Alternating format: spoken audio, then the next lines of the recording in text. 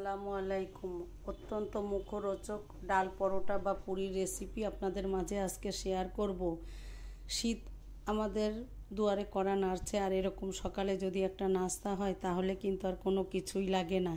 1 cup ঘন লিকারের দুধ চা আর সাথে যদি থাকে এরকম একটা পরোটা। এর জন্য আমি নিয়ে নিলাম এখানে 2 কাপ পরিমাণ আটা, আপনারা ময়দাটাও ব্যবহার করতে পারেন। দিয়ে স্বাদমতো লবণ দিয়ে দিলাম, দিয়ে আমি এখানে উষুম গরম পানি নিয়েছি। পানি নিয়ে এবার আমি অল্প অল্প পানি দিয়ে ডোটাকে ভালো করে মাখিয়ে নিচ্ছি।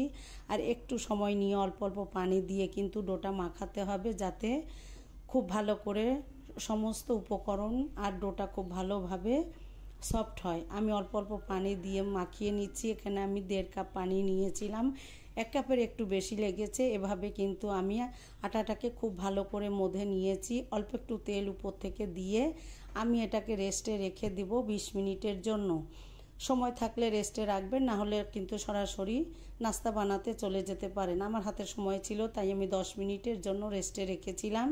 একটা স্টিলের ঢাকনা দিয়ে ঢেকে রেখে দিয়ে এবার আমি ভিতরের পুরটাকে রেডি করব। এর জন্য আমি একটা বাটিতে নিয়েছি খেসারির ডাল। এটাকে আমি একটু পেঁয়াজ, আদা, রসুন, স্বাদ মতো লবণ দিয়ে 4টা কাঁচা ঝাল দিয়ে সিদ্ধ করে নিয়েছি। এখানে আমি আর কোনো মশলাই ব্যবহার করিনি। এরপরে আমি ডালটাকে পানিটা শুকিয়ে গেলে আমি শিলনোড়ায় বেটে নিয়েছি। বেটে নিয়ে এবার কিছুটা ধনিয়া পাতা ফ্রেশ আর এখানে 4টা কাঁচা ঝাল নিয়েছি। কাঁচা ঝালটাকে একটু কুচি করে দিয়ে দিয়েছি মাঝখান থেকে।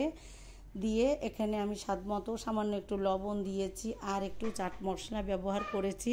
আপনারা চাইলে আপনাদের পছন্দ অনুযায়ী মশলাটা ব্যবহার করতে পারেন। আসলে মশলাটা যার যার পছন্দ মতো, স্বাদ মতো আর একটু সামান্য লবণ দিয়ে দিলাম।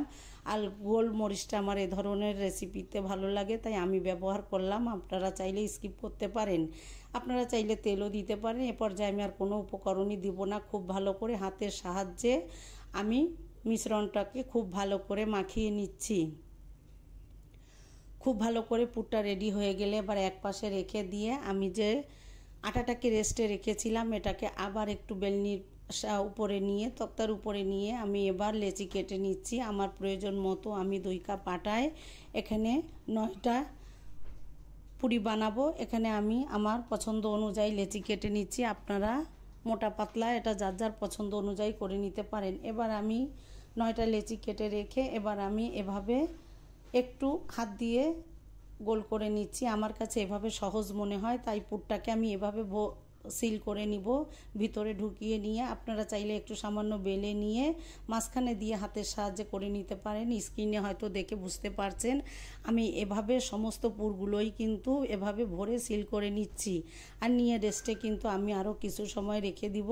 কিছু সময় রেখে আমি এখান থেকে আরেকটা লেচি নিয়ে আমি হাতের সাহায্যে করে, আপনারা নিশ্চয়ই বুঝতে পারছেন দেখে।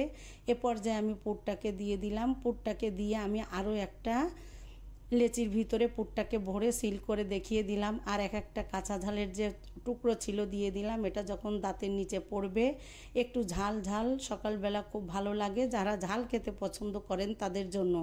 আমি অবশ্য ঝাল পছন্দ করি তাই আমি দিলাম। এবার আমি সমস্ত লেচিগুলাকে কিন্তু এভাবে পুর দিয়ে সিল করে রেস্টে রেখে এবার এখান থেকে আমি দুটো নিয়ে নিলাম, নিয়ে আপনাদের একটু বেলে দেখা দিচ্ছি। আর আমি এখানে দুটো রেখেছি পরোটার জন্য চায়ের সাথে।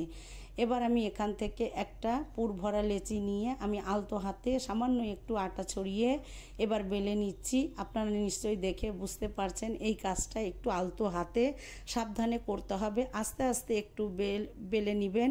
আপনারা আপনাদের পছন্দ অনুযায়ী শেপ দিতে পারেন।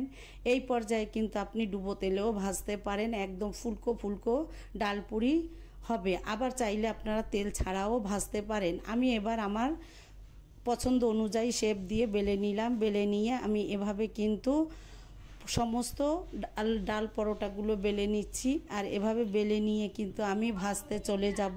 চুলায় একটা তাওয়া দিয়ে দিলাম, তাওয়া বসিয়ে তাওয়াটা গরম হচ্ছে। এ পর্যায়ে আমি আরেকটা পরোটা বেলে আপনাদের একটু দেখিয়ে দিচ্ছি। আসলে এটাকে পরোটা পুরি যে নামেই ডাকেন না কেন, আমরা কিন্তু এটাকে ডাল পুরি বলি।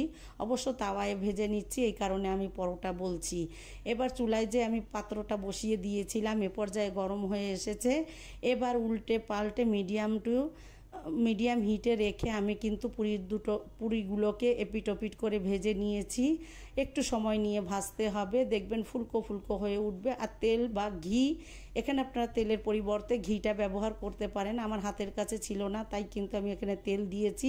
আবার রুটির মতোও ভেজে খেতে পারেন, এটা কিন্তু অনেক বেশি সুস্বাদু শীতের সকালে। যারা শীতের সকালে এ ধরনের নাস্তা খেতে পছন্দ করেন, অবশ্য আমার পরিবারে এগুলো শীতের সময় অনেক বেশি পছন্দ করে। ডাল পুরি বা আলু পুরি অনেক বেশি পছন্দ। এভাবে লাল লাল করে ভেজে আমি কিন্তু গরম গরম পরিবেশন করেছিলাম, আলহামদুলিল্লাহ। সাথে ছিল মিষ্টি আর কড়া লিকারের 1 কাপ দুধ চা। কেমন হলো নাস্তাটা? পুরো ভিডিও দেখে আপনারা সুন্দর একটা কমেন্ট করবেন। সবাই অনেক বেশি ভালো থাকবেন। আসসালামু আলাইকুম।